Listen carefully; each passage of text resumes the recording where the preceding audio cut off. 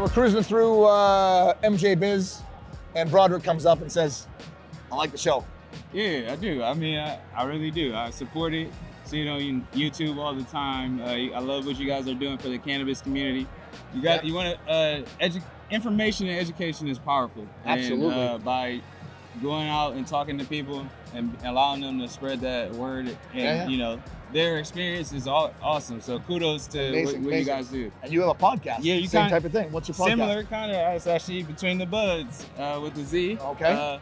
You know, my partner and I, he's a Crohn's warrior, and I'm a sickle cell anemia warrior. So we both have genetic illnesses that we found that the plant actually helps us, and you know, it's provided a better quality of life. Amazing. So we wanted to share our stories, but also interview other people and hear about how cannabis has helped change their lives. It's so much more than just an industry. People come to the plant for health reasons, for all these reasons. It's part of the things one of the things I love about it. Absolutely, it's like it's a wellness and way of life. So absolutely, it's much more than just business. Yes, business comes along with it, but I look at it as health care and wellness first. Amazing. Where can people find out more about Between the Buds? You can find we got our website in the works, betweenthebuds.com, but also we're on all DSPs, digital streaming platforms, YouTube, Instagram, Spotify, and also, you know, check out Bennett Leaves. That's you know, this standalone processing facility out in Ohio. And they just legalized cannabis, so shout out to all the Ohioans out there too that's